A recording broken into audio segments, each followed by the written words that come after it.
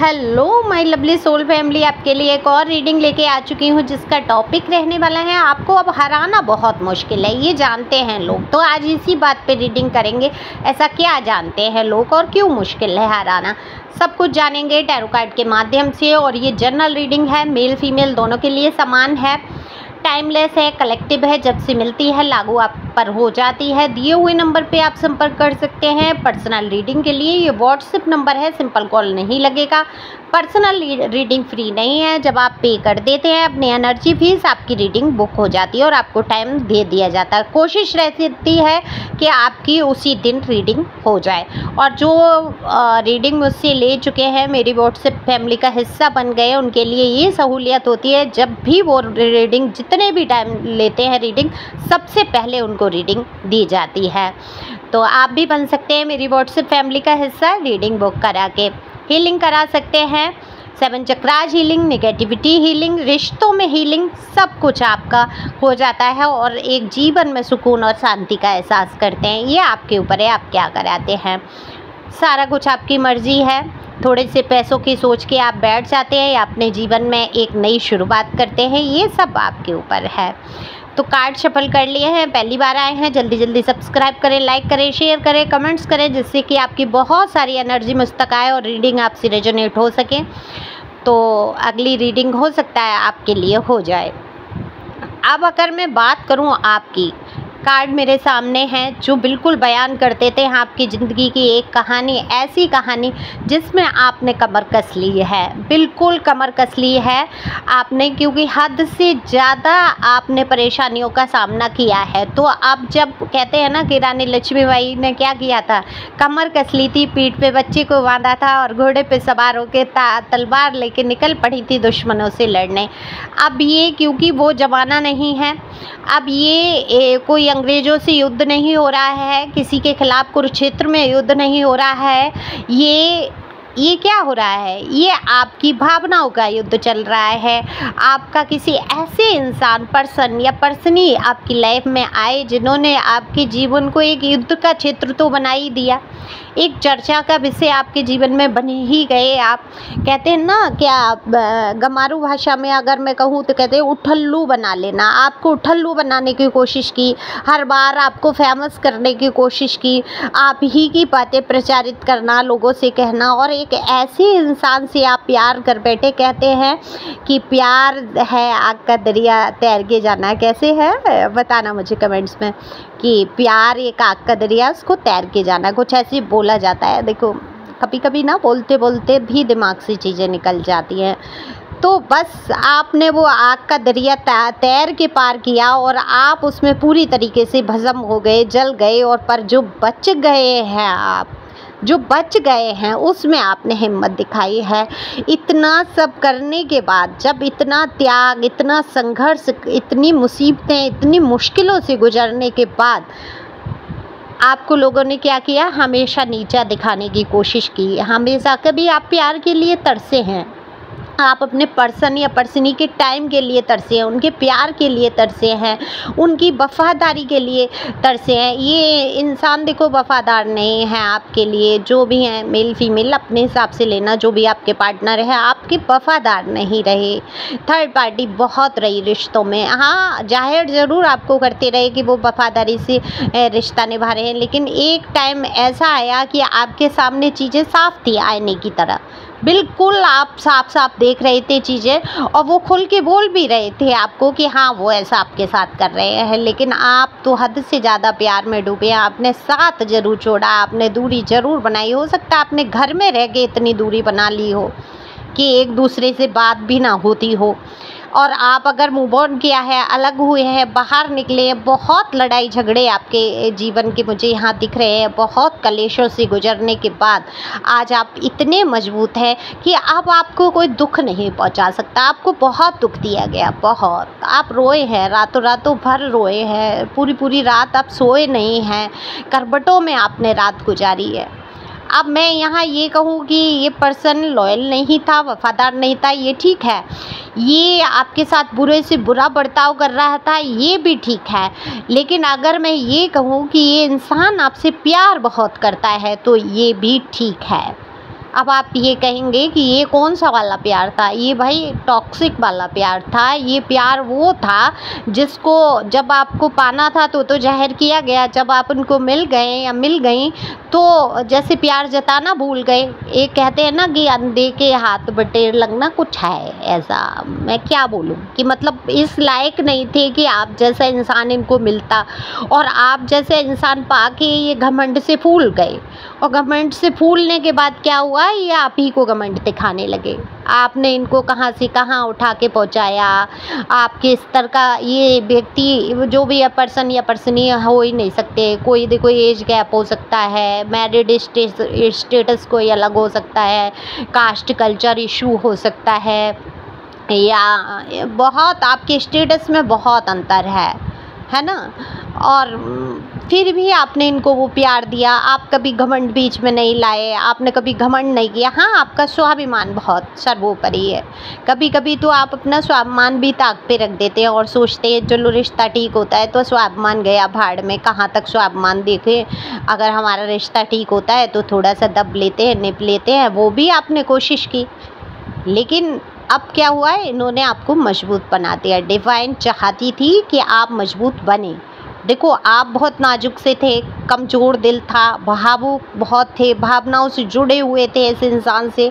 आप लाख परेशानियों के बावजूद भी इसको भूल नहीं पा रहे थे, छोड़ नहीं पा रहे थे। लेकिन एक मुकाम ऐसा आया, इतने धक्के आपको लग गए, ऐसा एकांत आपने झेल लिया, अकेले में आप चल पड़े। आपको देखो सच्चाइयाँ पसंद है, आपको बर्दाश्त नहीं है धोखा, आपको बर्दाश्त नहीं है झूठी बातें, आप प्रपंच में नहीं फंसते, आप बहुत प्योर सोल हैं।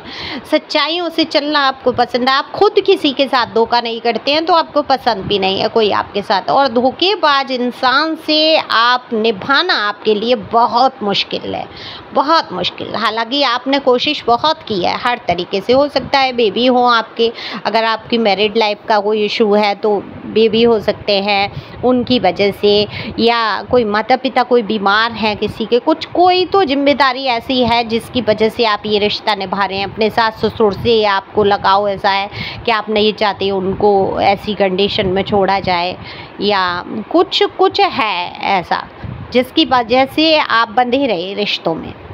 लेकिन आज आपने क्या हिम्मत कर ली, आप सामने वाला कुछ भी करता रहे आपको दुखी नहीं होना। आपने अपने आप को मजबूत बना लिया, जान लिया जो आपका है वो आपको कभी छोड़ के जाएगा नहीं। डिवाइन जो आपके लिए अच्छा समझेंगे, यूनिवर्स वही आपको देंगे। और जो आपके लिए अच्छा नहीं है तो वो चाहे आपको लग रहा है आपको बहुत प्यार है, आपको लग रहा है ये रिश्ता मेरे लिए ज़रूरी है, लेकिन हो सकता है वो आपकी ग्रोथ के लिए, आपकी जो जर्नी है, एक सोल जर्नी है, उसके लिए ठीक नहीं है। गलत चुनाव हो गया, सबक सिखाने ही आ गया, है ना। ये जीवन का लेना देना था, कर्मा तो था ही कोई ना कोई, तब ऐसा इंसान आपको मिला और आपको उससे बेहद लब हो गया। इतना प्यार हो गया कि आपने तो हज़ारों मुसीबतों का सामना कर लिया, आपने परवाह नहीं की किसी की। इस रिश्ते को निभाते निभाते खुद को भूल बैठे आप। बड़ा ही कष्टपूर्ण आपने समय बिताया, और आज जब आप इतने मजबूत हो गए हैं तो अब आपको हराना बहुत मुश्किल है। आप देखो हरा नहीं सकते, आपको किसी बात से दुख नहीं पहुंचा सकते। जितना जो दुख पहुंचाना था लोगों को लोग पहुंचा चुके। आपको एक इंतहा हो गई, हद हो गई।